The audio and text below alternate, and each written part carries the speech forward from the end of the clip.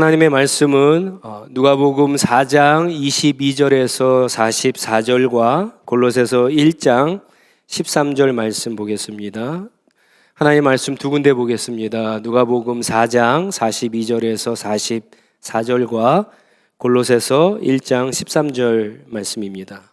날이 새니 예수께서 나가셔서 외딴 곳으로 가셨다. 무리가 예수를 찾아다니다가 그에게 와서 자기들에게서 떠나가지 못하시게 자기네 곁에 모셔두려고 하였다.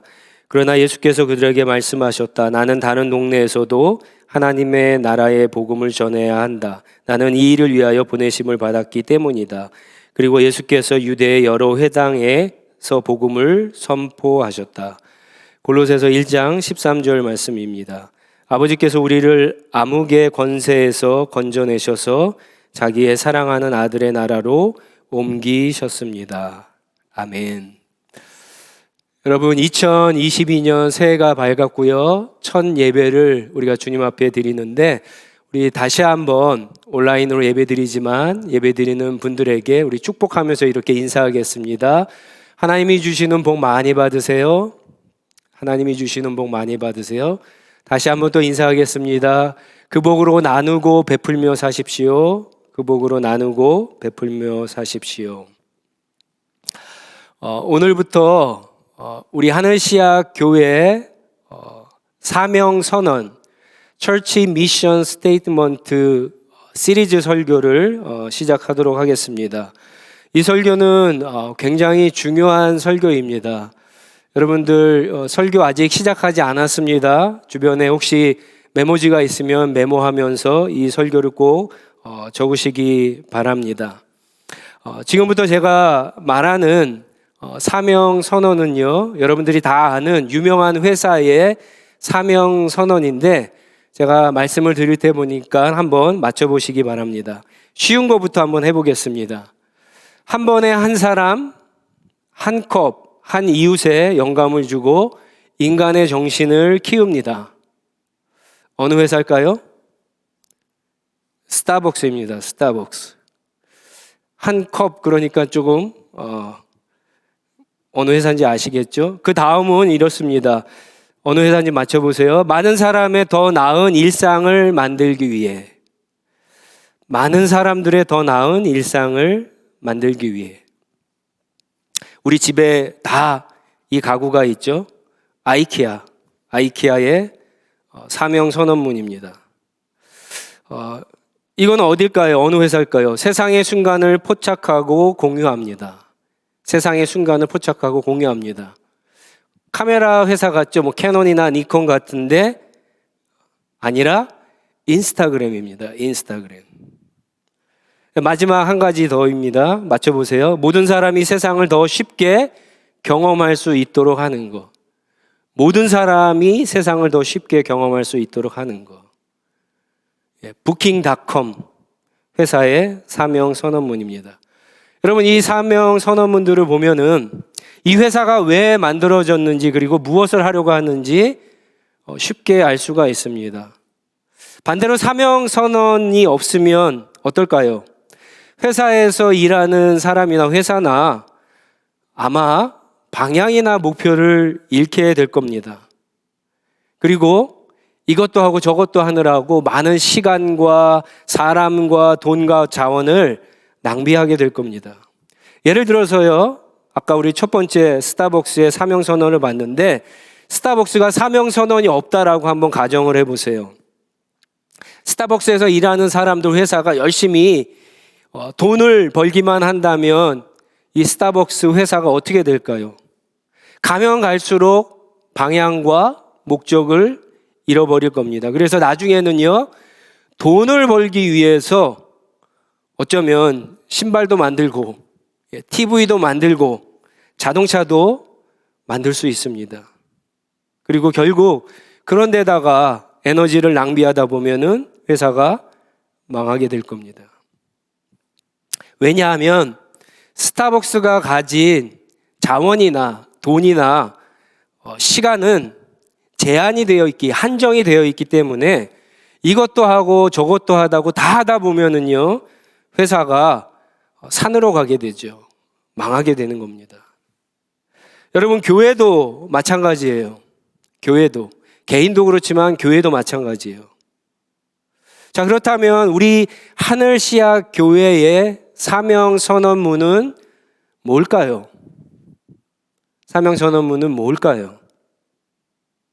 우리 하늘씨앗 교회가 개척된 이유, 우리가 이렇게 모이는 이유, 우리가 지금 가고 있는 방향, 목적지, 최종 목적지, 그리고 거기에 도달하기 위해서 우리가 해야 되는 것들이 과연 무엇일까요?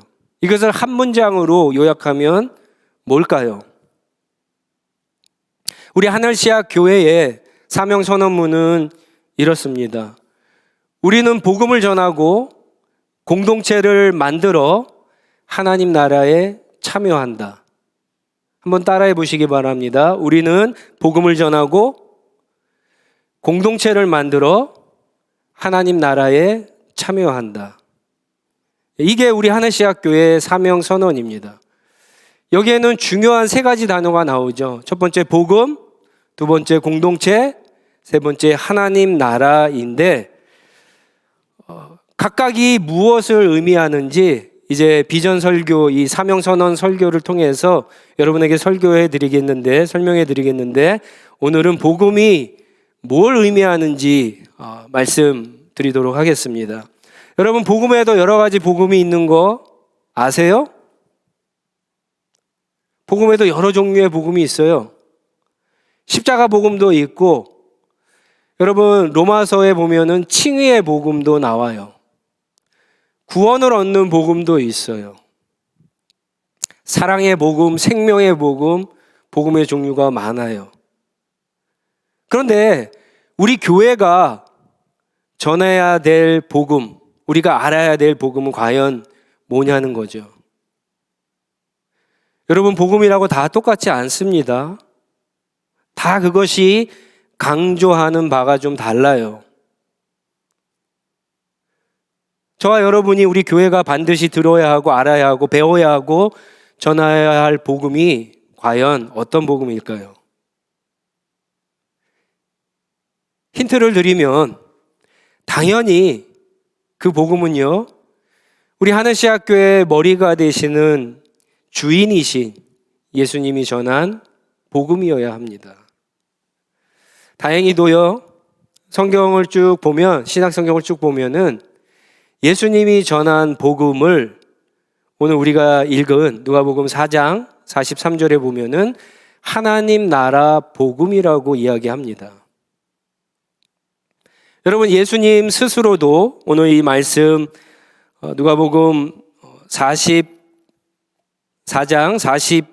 43절에 보시면은요, 예수님도 이렇게 스스로 말씀하셔요. 나는 이 일, 하나님 나라 복음을 전하는 일을 위하여 보내심을 받았다. 하나님으로부터 보내심을 받았다. 내가 그 일을 위해서 왔다라고 예수님 스스로도 그렇게 말씀하셨어요. 그리고 예수님의 가르침이나 복음서에 나오는 설교를 보면요, 항상 그 중심 주제가 하나님 나라였습니다. 예수님의 설교 가운데 가장 중요한 게 산상수훈이잖아요. 그리고 주기도문은 산상수훈의 핵심인데, 여러분, 주기도문의 주제가 뭔지 아세요? 기억나세요? 예전에 수요 강해 때 주기도문을 쭉 설명해 드린 적이 있는데, 이 주기도문의 주제가 하나님 나라입니다. 또 예수님은 제자들에게, 사람들에게 많이 비유로 가르치셨어요. 그렇죠? 그런데 예수님의 비유의 거의 대부분이요, 다 주제가 하나님의 나라였어요.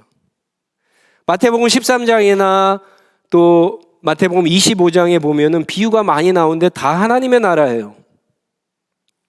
밀과 가라지 비유, 우리가 잘 아는 겨자씨 비유, 누룩 비유, 그물 비유, 진주 비유, 열처녀 비유, 달란트 비유, 양과 염소의 비유, 모두 다 하나님의 나라 비유입니다.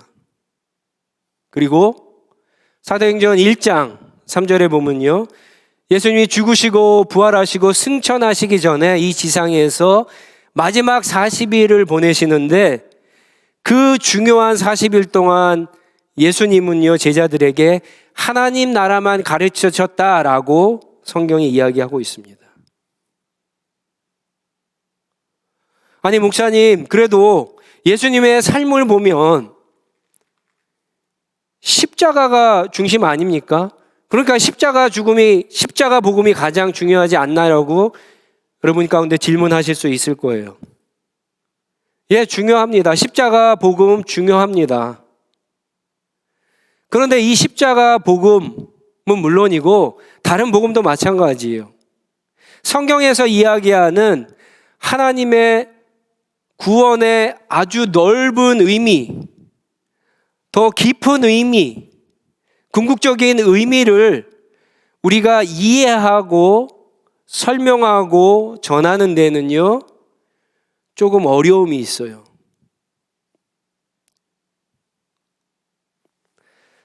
십자가 복음을 한번 생각해 보세요. 여러분, 십자가 복음이 뭡니까? 인간이 하나님께 죄를 지어서 영원히 죽을 수밖에 없었는데 하나님이 예수님을 보내셔서 그 예수님이 십자가에서 대신 죽으심으로 이 예수님을 믿기만 하면 우리의 모든 죄가 용서받고 하나님과 화해함으로 말미암아 죄인에서 의인이 되고 원수에서 하나님의 자녀의 신분으로 바뀌고 영원한 생명을 얻어서 결국에는 하나님의 나라 천국에 간다는 거 아닙니까? 이게 십자가 복음이잖아요. 그렇죠? 그런데 성경 창세기에서 요한계시록까지 쭉 읽어보면은요, 성경이 말하는 구원의 의미는요, 이거보다 훨씬 더 크다라고 하는 거예요. 우리가 아까 읽은 두 번째 오늘 본문 골로새서 1장 13절에 보면은요, 여러분 보세요. 이 구원은요, 그저 한 사람의 인생이 바뀌는 문제가 아니에요. 구원은 한 사람이 바뀌는 문제가 아니에요. 이 본문 말씀을 여러분 쭉 한번 깊이 묵상해 보세요. 구원은요, 나라가 바뀌는 거예요. 세상 나라에서 영원한 나라에 들어가는 게 성경이 말하고 있는 구원의 진정한 의미입니다. 창세기를 보면은요, 하나님이 당신의 나라를 만드셨어요. 그리고 당신의 형상을 따라서 아담, 하와 인간을 만드시고 그들에게 하나님의 나라를 다스릴 수 있는 권한을 주셨어요. 근데 인간이 어떻게 합니까? 아담과 하와가 어떻게 해요? 뱀의 사탄의 유혹에 넘어가서 자기가 그 나라의 왕이 되려고 하나님께 반역을 저지르죠. 그래서 죄를 짓습니다. 그 결과 하나님의 나라에서 쫓겨나게 돼요. 하나님의 나라에서 쫓겨났다라는 것은 하나님의 보호에서 하나님의 다스림의 영역에서 벗어나게 되었다라고 하는 거예요. 벗어나니까 사탄이요, 죽음이라고 하는 무기를 가지고 인간을 종으로 노예를 삼아서 이제 사탄이 세상에서 왕노릇하게 됩니다. 이 인간의 죄 때문에 하나님과 인간의 관계가 파괴됐죠. 인간이 모든 만물을 다스려야 되는데 그 관계도 파괴됐어요. 세상의 모든 관계와 질서가 다 망가져 버렸어요.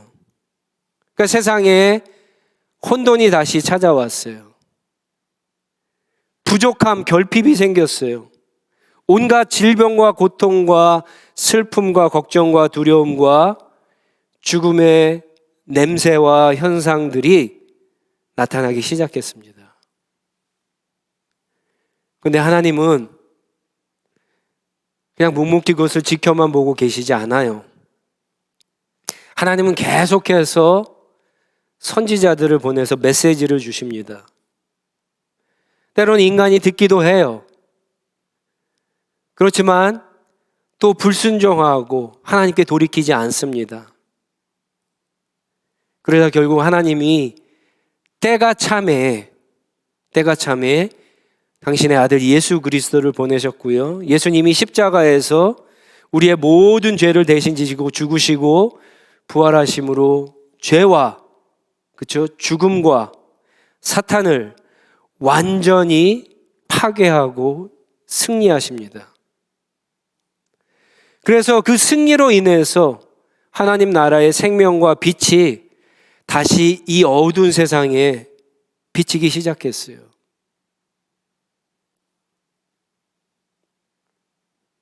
하나님을 믿는 사람들은요, 사탄의 나라에서 하나님의 나라로 옮겨졌고요, 그 나라에 참여하는 가운데 놀라운 일들이 벌어지게 됐습니다. 이게 하나님 나라 복음이에요. 여기서 가장 중요한 게 뭐냐? 역시 하나님 나라의 왕 예수 그리스도 하나님이시죠. 이 하나님의 나라에 참여해서 그 나라의 풍성한 삶을 맛볼 수 있는 것은 왕이신 예수 그리스도 하나님의 다스림을 받을 때만 그 풍성한 삶을 누릴 수 있다라고 하는 거예요. 이것은 나중에도 그렇지만요, 하나님의 나라가 이미 시작되었고 아직 완성되지 않은 지금도 역시 우리가 예수 그리스도의 통치를 받으면, 다스림을 받으면 누릴 수 있는 축복인 겁니다.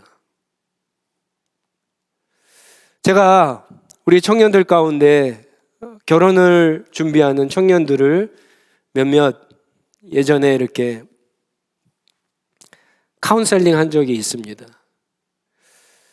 근데 재미있는 것은요, 이 청년들이 결혼식을 준비는 하는데 결혼식 이후에 어떻게 살 것인가에 대한 준비는 하지 않아요. 계획은 전혀 세우지 않아요. 여러분, 오늘 신앙인들의 문제가 여기에 있어요. 구원을 받았는데 구원을 받은 다음에 어떻게 살아야 되는지 모르는 거예요. 어떤 방향으로 가야 되고 어떤 목적지가 최종 목적지이고 그것을 위해서 우리가 해야 될 것이, 반드시 해야 될 것이 무엇인지 모르는 사람들이 너무나 많다는 거예요. 여러분, 이거는 복음의 이해에 대한 문제와 아주 밀접한 관계가 있습니다. 하나님 나라 복음이 이것을 명확하게 우리에게 설명해 줍니다. 따라서 하나님 나라 복음을 전하고 그것을 배우고 그것을 훈련하고 그것을 지키며 사는 것이 저와 여러분 교회의 사명입니다. 이 사명을 잘 지키기 위해서는요, 우리가 어떻게 해야 될까요? 먼저 우리가 하나님 나라 복음을 잘 듣고 배워가면서 예수님을 잘 따라가야 돼요. 왕이신 예수님을 잘 따라가야죠. 그분과 잘 사귀어야 되잖아요. 그래야지만 하나님 나라의 왕이신 예수님의 말씀에 순종해서 살 수가 있잖아요. 그분의 다스림이 우리 가운데 온전히 나타날 수 있잖아요. 그게 바로 예수님의 제자가 되는 것이 바로 그것을 의미하는 거예요. 그래야지만 우리가 다른 사람에게도 복음을 전할 수 있고 그 사람들을 또한 제자로 만들 수가 있는 겁니다. 조건이 있습니다. 제자가 되기 위해서는 아무나 제자가 되는 게 아니에요.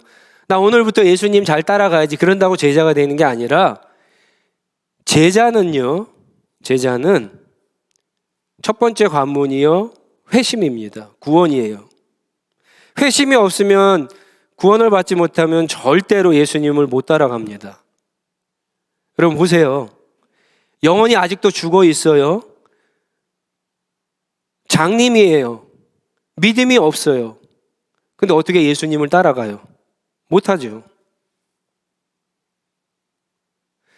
그래서 저희 교회는요, 여러분들 가운데 풍성한 삶의 제자훈련 시리즈를 하신 분들이 있지만, 우리 교회가 이 회심을 위해서 이 제자훈련 시리즈를 계속해서 하는 이유가 바로 여기에 있습니다.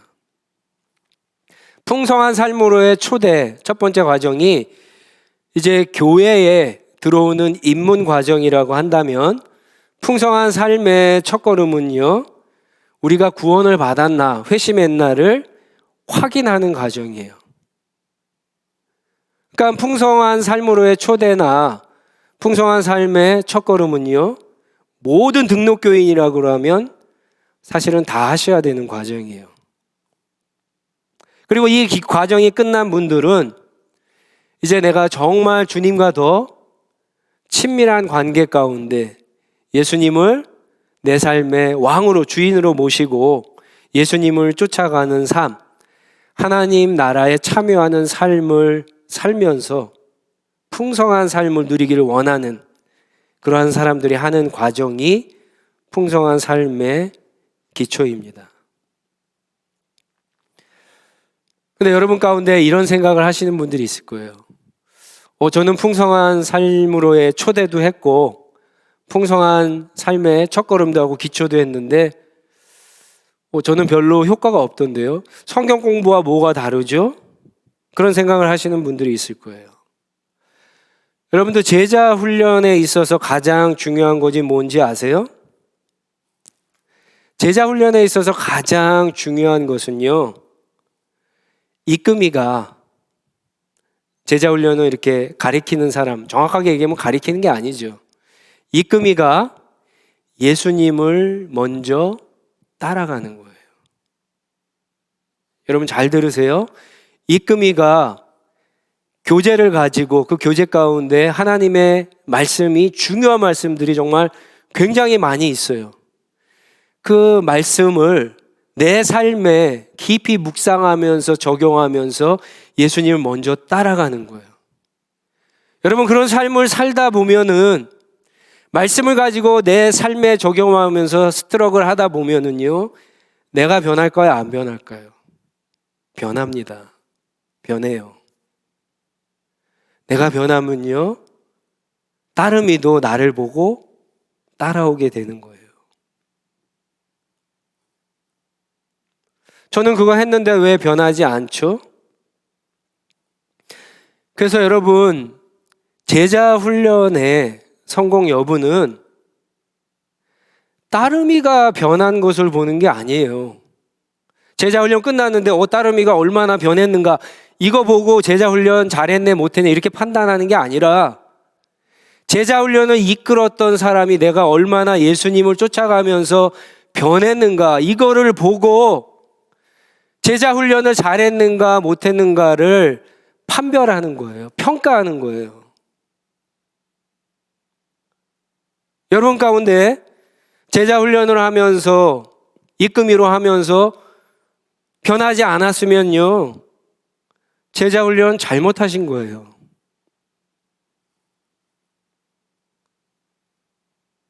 여러분 변하고 싶죠? 우리의 신앙이 더 잘하고 싶잖아요. 성숙하고 싶잖아요. 성장하고 싶잖아요. 새로워지고 싶잖아요. 여러분 제자 훈련을 꼭 하셔야 돼요. 말씀을 그냥 쭉 읽고 넘어가지 마시고 말씀을 가지고 여러분 씨름하셔야 돼요.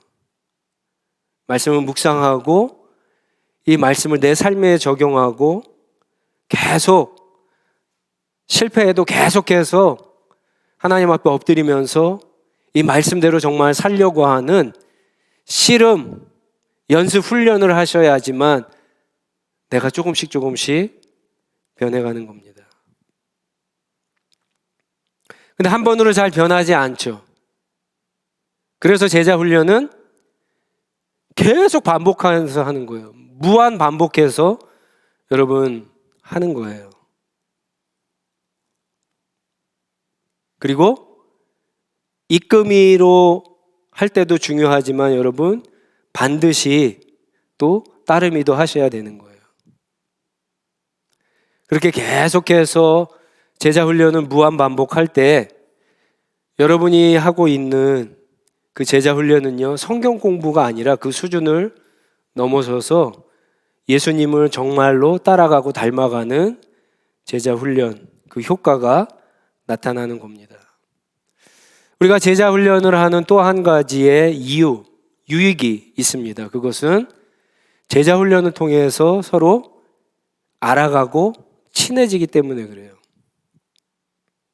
여러분, 새로운 사람이 왔습니다.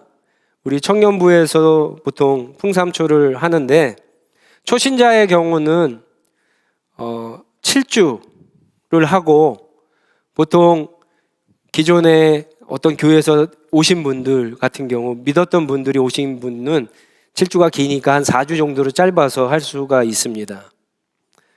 그러니까 보통 4주에서 7주 정도 해요. 풍성한 삶의 첫걸음은 10주 과정이에요. 그리고 풍성한 삶의 기초는요, 13주에서 길게는 6개월 동안 하게 돼요. 여러분, 6개월 동안 이 교제를 가지고 말씀으로 자기의 삶을 이야기하면서 계속 1대1로 나누다 보면은요, 당연히 서로에 대해서 잘 알게 되죠. 저 사람이 어떤 삶의 자리에 있는가, 어떤 고민이 있는가, 어떤 꿈이 있는가, 저 사람의 직업, 그리고 가정, 연애, 뭐 다 알 수 있어요, 사실은. 삶을 나누기만 하면. 그만큼 가까워지고 친해지게 되는 거예요. 여러분, 서로 친해지면 어떻게 될까요? 우리가 모여도 사실 어색하지 않아요. 우리가 다른 사람을 위해 중보기도 할 때도 그 힘이 엄청난 거예요. 여러분, 아무도 모르는 지구 반대편에 있는 사람을 위해서 기도하는 것과 내가 사랑하는 사람을 위해서 기도하는 것은 그 기도의 집중이 다르잖아요. 마음이 다르잖아요. 똑같은 거예요. 씨앗이 모여서 삶을 나눌 때도 그 나눔의 깊이가 여러분 달라지는 거예요. 주일날 온 형제 자매들이 모여서 예배 드릴 때에도요, 그 예배의 깊이가 여러분 달라지는 겁니다. 제자 훈련은요, 그런 유익이 있어서 꼭 해야 되는 거예요. 하나님 나라 복음을 배웠습니다. 익혔어요. 그러면 이 복음을 그럼 과연 누구에게 전해야 될까요? 오늘 말씀이나 마태복음 28장 19절이나 20절, 사도행전 1장 8절 말씀, 예수님의 대명령을 보면은 모든 민족, 모든 사람에게 전하라고 이렇게 말씀합니다. 모든 민족, 모든 사람, 그러니까 좀 추상적이죠. 그래서 교회를 기준으로 해서 한번 이렇게 구분해 봤습니다. 교회 안에 있는 사람, 교회 바깥에 있는 사람에게 복음을 전해야 됩니다. 교회 안에 있는 사람은 어떤 사람이냐? 교회 안에 있는데 아직 복음을 듣지 못했어요. 제대로 들어본 적이 없어요. 들어도 변화가 없어요. 그래서 회심하지 않은 사람에게 복음을 전해야 돼요. 그리고 교회 바깥에 있는 사람도 마찬가지죠. 바깥에 있으니까 복음을 들을 수가 없겠죠. 당연히 회심도 하지 않았겠죠. 그런 사람에게 복음을 전해야 돼요. 근데 누구에게 먼저 복음을 전해야 될까요? 이게 중요하죠. 누구에게? 교회 바깥에 있는 사람에게, 교회 안에 있는 사람. 교회 안에 있는 사람에게 먼저 복음을 전해야 됩니다. 교회 안에 있는 사람은 어떤 사람들일까요? 이제 교회 처음 나온 초신자라고 할 수 있겠죠. 아니면 다음 세대, 우리 교육부에 있는 아이들이에요. 우리 헤브니 키츠 아이들, 아직 회심하지 않은 아이들이 많겠죠? 우리 하이시 아이들, 회심하지 않은 아이들이 분명히 있을 거예요. 우리 청년부도 마찬가지고요. 그리고 또 하나의 부류가 있는데 어떤 사람들이요? 교회 생활은 오래 했는데 복음도 많이 들은 것 같은데 정확히 듣지 않았거나 제대로 듣지 않거나 들어도 아직 때가 되지 않아서 회심하지 않은 사람들. 여러분, 그런 사람들에게 집중적으로 먼저 복음을 전해야 합니다. 그래서 그들로 하여금 먼저 하나님의 백성이 돼서 예수님을 따르고 닮아가는 삶을 살게 해야 되겠죠. 그래야지 교회가 같은 방향으로 같은 목적을 가지고 함께 손을 잡고 나아갈 수 있는 거죠. 그러면서 또 우리는 교회 바깥에 있는 사람들도 외면하면 안 되겠죠. 교회 바깥에 있는 사람들이 누굴까요? 가까이 있는 우리 가족들일 수 있겠죠. 교회 다니지 않는, 예수 믿지 않는 가족들, 자녀들, 친구들, 직장 동료들, 회사 동료들, 지인들, 이 사람들에게도 전해야 됩니다. 여러분 아시겠지만 한 사람이 변하는 거, 회심하는 거 쉽지 않습니다. 사실 우리 힘으로는 불가능해요. 우리는 절대 못합니다. 그런데 우리가 복음을 제대로 전하면요, 그 복음을 가지고 성령 하나님께서 역사하시면 한 사람은 순식간에 변할 수 있어요. 지금 이 자리에서도 변할 수 있어요. 내일도 변할 수 있어요. 이게 다 성령께서 하시는 거예요. 성령께서는 불가능이란 일이 없어요. 성령이 이 땅에서 하시는 일이 그 일이에요. 그러니까 우리는 복음을 제대로 듣고 배워서 복음을 제대로 전하는 것에 신경을 쓰면 돼요. 단 욕심을 내지 않고 여러분 한 사람에게 집중해 보시기 바랍니다. 한 사람에게. 이 사람도 찔러봤다 저 사람도 찔러봤다 그렇게 하지 마시고 여러분 에너지 낭비에 한 사람에게 한번 집중해서 해보시기 바랍니다. 한 사람을 마음에 품고 여러분 기도하세요. 기도부터 시작했어요. 그리고 그 한 사람과 풍성한 삶으로의 초대든 풍성한 삶의 첫걸음이든 함께 여러분 시간을 갖고 말씀을 나누고 삶을 나누면서 그 과정을 한번 시작해 보세요. 그러면 분명히 놀라운 역사가 일어나고요. 그렇게 놀라운 역사가 일어날 때 우리 하늘시학교회 안에 어떠한 일들이 일어나느냐? 그때서 비로소 여러분 진정한 교회 안에 소그룹, 진정한 공동체가 하나 둘씩 여러분 생겨나게 되는 거예요. 다시 말씀드립니다. 우리 하늘시학교회가 저와 여러분이 가진 돈, 시간, 사람, 자원, 에너지는요 한계가 있어요. 다른 교회에서 한다고 저것도 해보고 다른 교회에서 한다고 이것도 해보고 다 해보다가는요 죽도 밥도 안 돼요. 시간 낭비예요. 자원 낭비예요. 돈 낭비예요. 우리의 목적지가 우리의 미션이 분명하니까 이제 여러분 그 일들만 다른 건 안 해도 됩니다. 그 일만 한번 꼭 했으면 좋겠어요. 교회 안에 있는 사람들, 그 사람들을 회심시키는 하나님 나라 복음, 사역, 제자 훈련, 이거를 집중해서 할 수 있는 저와 여러분 하늘시학교회가 되기를 바랍니다. 그렇게 될 때 여러분 교회가 달라지기 시작합니다. 새로운 공동체가 생기기 시작해요. 왜 그런 공동체가 필요하고 만들어야 되는가? 그러면 우리가 만들어야 될 공동체는 과연 어떤 공동체가 될 것인가? 어떤 공동체를 추구하고 만들어 가야 되는가? 이제 이 얘기를 다음 시간에 좀 나누도록 하겠습니다. 우리 같이 한번 기도하겠습니다. 이 시간 주신 말씀을 가지고 함께 기도하겠는데요. 분명합니다. 우리가 가진 시간과 돈과 자원을 이제는 더 이상 낭비하거나 소모하지 말아야 됩니다. 우리 교회가 할 일, 내가 정말 다른 건 간더라도 해야 할 일은 정말 분명합니다. 내가 먼저 하나님 나라 복음을 듣는 거예요. 배우는 겁니다. 제자 훈련을 통해서. 그러니까 제자 훈련을 하셔야 돼요.